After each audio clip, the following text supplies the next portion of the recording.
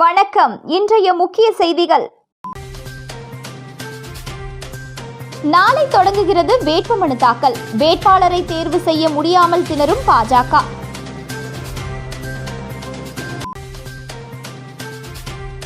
சிறுமி கொலை வழக்கு குற்றவாளிகளை 3 நாள் காவலில் எடுத்த போலீசார்.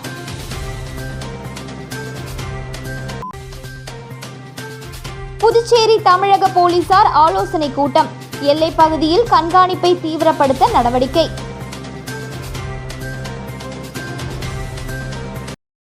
இனி விரிவான செய்திகள். புதுச்சேரி பாராளுமன்ற தேர்தலில் பாரதிய ஜனதா கட்சி வேட்பாளர் என்பதில் தொடர்ந்து இழுபறி நீடித்து வருகிறது. எல்லோரும் ஒருமித்த குரலில் உள்துறை அமைச்சர் நமச்சிவாயத்தை தேர்தலில் போட்டியிட தொடர்ந்து வலியுறுத்தி வருகின்றனர். ஆனால் அவர் தொடர்ந்து மறுத்து வந்தார். மாநில அரசியல்தான் முக்கியம் என கருதுவதால் இதனை தவிர்த்து வந்தார்.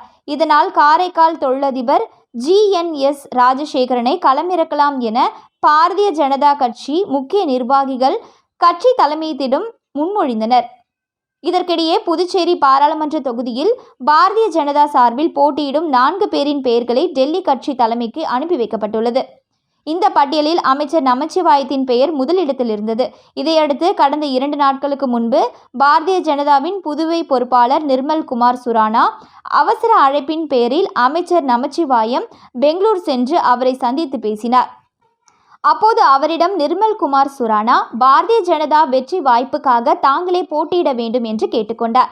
அதே கருத்தையே முதலமைச்சர் ரங்கசாமியும் கட்சி தலைமைக்கு தெரிவித்ததாக தெரிவித்தார். அதே நேரத்தில் கவர்னர் பதவியை ராஜினாமா செய்த தமிழிசை சவுந்தரராஜன் தீவிர அரசியலில் ஈடுபட போவதாகவும் பாராளுமன்ற தேர்தலில் போட்டியிட போவதாகவும் தெரிவித்தார். மேலும் புதுச்சேரியில் போட்டியிடவில்லை என்றும் தமிழகத்தில் போட்டியிட போவதாகவும் தமிழிசை தெரிவித்துள்ளார். இதையடுத்து பெங்களூருவில் இருந்து புதுவை திரும்பிய அமைச்சர் நமச்சிவாயம் சட்டசபையில் முதலமைச்சர் ரங்கசாமியை சந்தித்து பாராளுமன்ற தேர்தல் தொடர்பாக ஆலோசனை நடத்தினார்.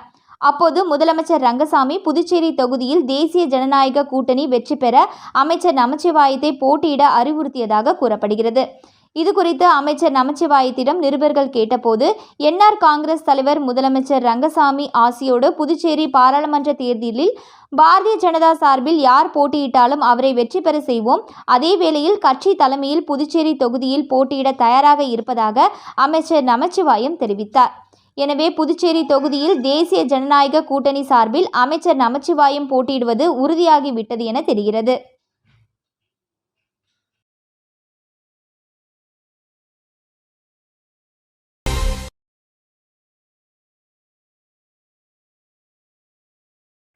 புதுச்சேரி சிறுமி கொலை செய்யப்பட்ட வழக்கில் கைதான இருவரையும் 3 நாட்கள் போலீசார் காவலில் விசாரிக்க நீதிமன்றம் அனுமதி வழங்கியதை தொடர்ந்து இருவரையும் போலீசார் சிறையில் இருந்து விசாரணைக்கு அழைத்து சென்றனர். புதுச்சேரியில் 9 வயது சிறுமி கொலை செய்யப்பட்ட வழக்கில் சோலை நகரை சேர்ந்த விவேகானந்தன், கருணாஸ் ஆகிய இருவரை கைது செய்து முத்தியால்பேட்டை போலீசார் சிறையில் அடைத்தனர். சிறுமி கொலை செய்யப்பட்ட இடத்தில் கிடைத்த தடயங்கள், பெற்றோர் இரத்த மாதிரி, கைது செய்யப்பட்ட இருவரின் இரத்த மாதிரிகள் சேகரிக்கப்பட்டு தடய அறிவியல் சோதனைக்காக அனுப்பி வைக்கப்பட்டது. சிறுமி கொலை வழக்கில் சிறையில் உள்ள விவேகானந்தன் மற்றும் கருணாஸ் ஆகிய இருவரை காவலில் எடுத்து விசாரிக்க முத்தியால்பேட்டை போலீசார் புதுச்சேரி போக்சோ விரைவு நீதிமன்றத்தில் மனு தாக்கல் செய்திருந்தனர். இந்த நிலையில் மனுவை விசாரித்த நீதிமன்றம் இருவரையும் 3 நாட்கள் போலீஸ் காவலில் வைத்து விசாரிக்க அனுமதி வழங்கியது. இதைத் தொடர்ந்து சிறையில் இருந்த விவேகானந்தன் மற்றும் கருணாஸ் ஆகிய இருவரையும் முத்தியால்பேட்டை போலீசார் மற்றும் சிறப்பு அதிரடிப்படை போலீசார் பலத்த பாதுகாப்புடன் சிறையில் இருந்து அழைத்து சென்றனர். மேலும் இருவரையும் ரகசிய இடத்தில் வைத்து விசாரணை நடத்தவும் போலீசார் திட்டமிட்டுள்ளனர்.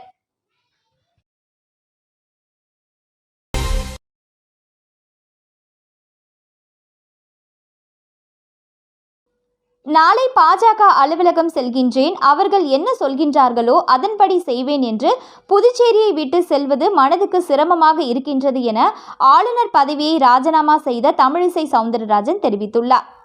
தெலுங்கானா மற்றும் புதுச்சேரியின் ஆளுநர் பதவியை ராஜினாமா செய்த தமிழிசை சவுந்தரராஜன் இன்று ஆளுநர் மாளிகைக்கு வந்தார்.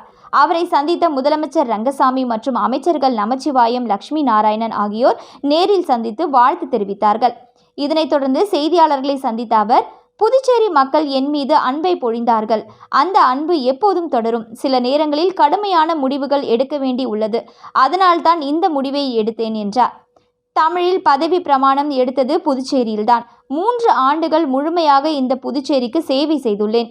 இது மிகுந்த மகிழ்ச்சியை தந்துள்ளது என்றும், குறிப்பாக மாணவர்கள் மீது அதீத அக்கறை எடுத்தேன். அதனால் புத்தகம் இல்லா நாள், வாட்டர் பில், மாலை நேர ஊட்டச்சத்து, அரசு பள்ளி மாணவர்களுக்கு 10% இட ஒதுக்கீடு வழங்கியது எனது ஆளுநர் பதவியிலிருந்து செய்ததை மிகுந்த மகிழ்வுடன் பார்க்கிறேன். ஆனால் புதுச்சேரியை விட்டு செல்வது மனதுக்கு சிரமமாகத்தான் இருக்கின்றது என்றார். மாளிகை வாழ்க்கையை விட்டு மக்கள் பணிக்கு செல்கின்றேன். எனது மக்கள் சேவையில்தான் அதிகளவு நாட்டம் உள்ளது. ஆகவே நாளை தமிழக பாஜக அலுவலகம் செல்கின்றேன். அவர்கள் என்ன சொல்கின்றார்களோ அதன்படி செய்வேன்.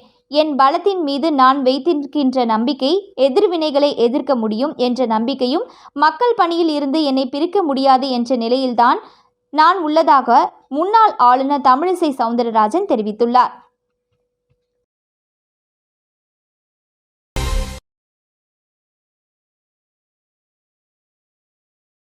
பாராளுமன்ற தேர்தலை முன்னிட்டு தமிழகம், புதுச்சேரி இரு மாநிலங்களை சேர்ந்த காவல்துறை அதிகாரிகள் ஆலோசனை கூட்டம் புதுச்சேரியில் நடைபெற்றது.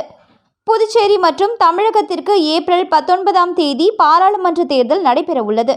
இதனையொட்டி இரு மாநில காவல்துறை அதிகாரிகள் ஆலோசனை கூட்டம் புதுச்சேரியில் உள்ள தனியார் ஹோட்டலில் நடைபெற்றது. இதில் புதுச்சேரி முதுநிலை காவல் கண்காணிப்பாளர் நார சைத்தன்யா, கலைவாணன் மற்றும் காவல் கண்காணிப்பாளர் லக்ஷ்மி ஜெய்சன்யா, விழுப்புரம் காவல் கண்காணிப்பாளர் தீபக் சிவஜ், கோட்டக்குப்பம் துணை காவல் கண்காணிப்பாளர் செந்தில்குமார் மற்றும் கலால்துறை அதிகாரிகள் கலந்து கொண்டனர். கூட்டத்தில் தேர்தலை ஒட்டி பரிசு பொருட்கள் மற்றும் மதுபானங்கள் கடத்தலை தடுக்கும் பொருட்டு இரு மாநில எல்லைகளில் கண்காணிப்பை தீவிரப்படுத்துவது, மாநில எல்லைகளில் சோதனை சாவடிகளை அதிகப்படுத்துவது உள்ளிட்டவைகள் குறித்து ஆலோசிக்கப்பட்டது.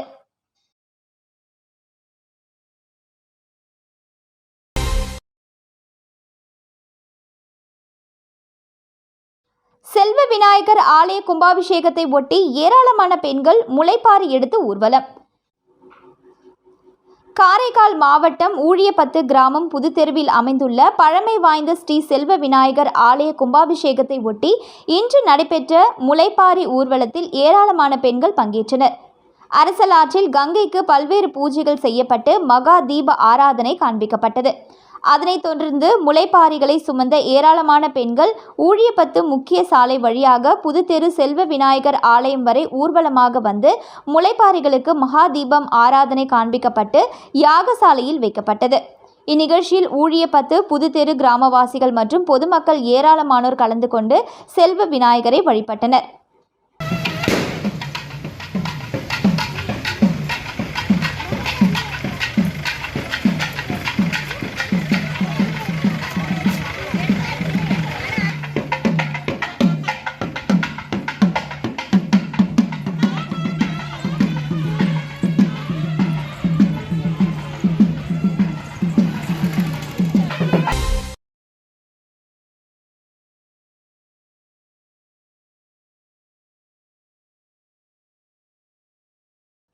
தைலாபுரத்தில் பாஜக, பாமக உடன் நாடாளுமன்ற தேர்தலில் போட்டியிடுவதற்கு கூட்டணி ஒப்பந்தத்தில் பாமக நிறுவனர் ராமதாஸ், அண்ணாமலை கையெழுத்திட்டனர். பாமக தமிழகத்தில் 10 இடங்களில் போட்டியிடுகின்றனர்.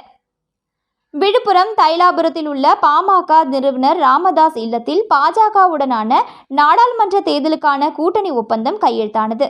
இதில் கூட்டணி ஒப்பந்தத்தில் பாமக நிறுவனர் ராமதாஸ் கையெழுத்திட்டார். அவருடன் பாமகவின் தலைவர் அன்புமணி ராமதாஸ், கௌரவ தலைவர் ஜி.கே. மணி, ஏ.கே. மூர்த்தி உள்ளிட்ட முக்கிய நிர்வாகிகளும், பாஜக சார்பில் அண்ணாமலை, மத்திய இணையமைச்சர் எல். முருகன் கலந்து கொண்டு கூட்டணி கையெழுத்தானது. கூட்டணி ஒப்பந்தத்தில் பாமகவிற்கு 10 தொகுதிகளில் போட்டியிடுவதாக கையெழுத்திடப்பட்டுள்ளது. அதனைத் தொடர்ந்து பேட்டியளித்த பாமக தலைவர் அன்புமணி ராமதாஸ், 10 ஆண்டு காலமாக பாமக டெல்லியில் தேசிய ஜனநாயக கூட்டணியில் அங்கமாக இருந்து வருவதாகவும், மக்களவைத் தேர்தலில் பாஜகவுடன் இணைந்து போட்டியிட முடிவு செய்துள்ளதாகவும், நாட்டின் நலன் கருதியும் மோடி நல்லாட்சி தொடரவும் தமிழ்நாட்டில் மாற்றங்கள் தொடர இந்த முடிவு எடுக்கப்பட்டுள்ளதாக தெரிவித்தார். தமிழகத்தில் 60 ஆண்டு காலமாக ஆட்சி செய்தவர்கள் மீது மக்களுக்கு வெறுப்பு உள்ளதால் அதனை பூர்த்தி செய்ய இந்த முடிவு எடுக்கப்பட்டுள்ளதாகவும், இந்த கூட்டணி தமிழகத்தில் மட்டுமல்ல இந்தியா முழுவதும் மாபெரும் வெற்றி பெற்று மோடி மிகப்பெரிய வெற்றி அடைவார் என கூறினார்.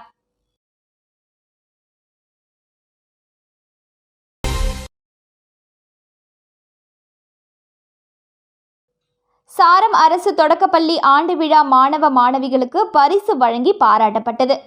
புதுச்சேரி சாரம் பகுதியில் உள்ள அரசு தொடக்கப் பள்ளியின் 2023-24 கல்வி ஆண்டின் பள்ளி ஆண்டு விழா மிக சிறப்பாக நடைபெற்றது. இதில் பள்ளி தலைமை ஆசிரியை புவனேஸ்வரி சிறப்பு விருந்தினர்களை வரவேற்று கௌரவித்தார்.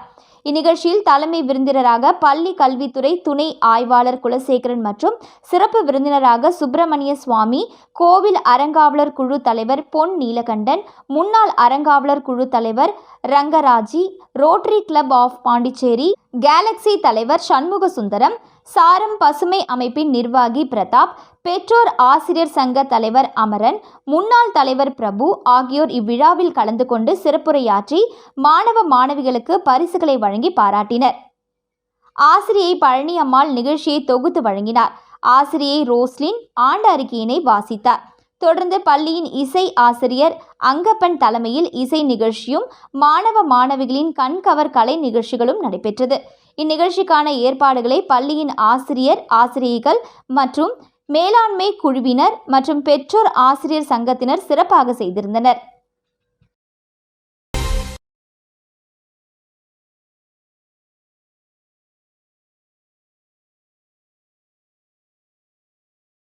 புதுச்சேரி மேயர் ராமலிங்க கவுண்டர் அரசு தொடக்கப்பள்ளியில் மாணவர் சேர்க்கை விழிப்புணர்வு பேரணி நடைபெற்றது. மேட்டுப்பாளையம் மேயர் ராமலிங்க கவுண்டர் அரசு தொடக்கப்பள்ளியில் வரும் கல்வி ஆண்டிற்கான மாணவர் சேர்க்கை தொடர்பான விழிப்புணர்வு பேரணி நேற்று நடைபெற்றது. பேரணியை பள்ளி தலைமை ஆசிரியர் சாவித்ரி கொடியசைத்து துவக்கி வைத்தார். ஆசிரியர்கள், மாணவர்கள், பள்ளி கல்வி மேலாண்மை குழுவினர், பெற்றோர் ஆசிரியர் கழக உறுப்பினர்கள் கலந்து கொண்டனர். அரசு பள்ளியில் படிப்போம், ஆனந்தமாய் கல்வி கற்றிடுவோம் போன்ற விழிப்புணர்வு வாசகங்களை கோஷமிட்டு முக்கிய வீதிகள் வழியாக பேரணியாக சென்று அரசு பள்ளியின் சிறப்பு அம்சங்கள் குறித்து விளக்கியதுடன் துண்டு பிரசுரங்களையும் வழங்கினர்.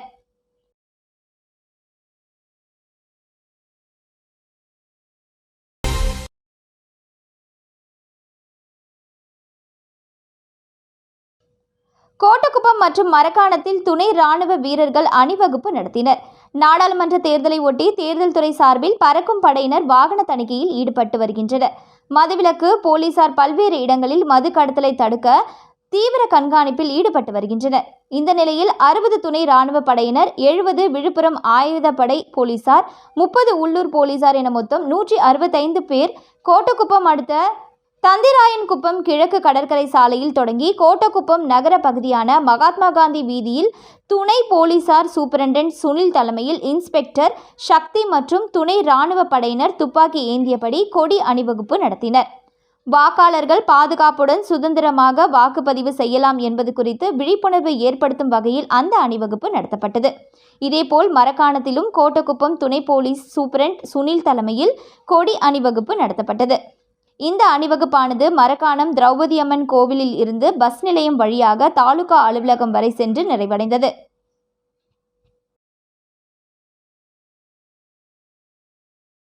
மீண்டும் இன்றைய முக்கிய செய்திகள். நாளை தொடங்குகிறது வேட்புமனு தாக்கல். வேட்பாளரை தேர்வு செய்ய முடியாமல் திணறும் பாஜக.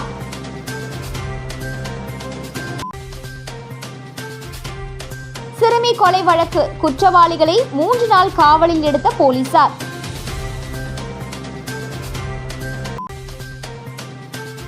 புதுச்சேரி தமிழக போலீசார் ஆலோசனை கூட்டம்.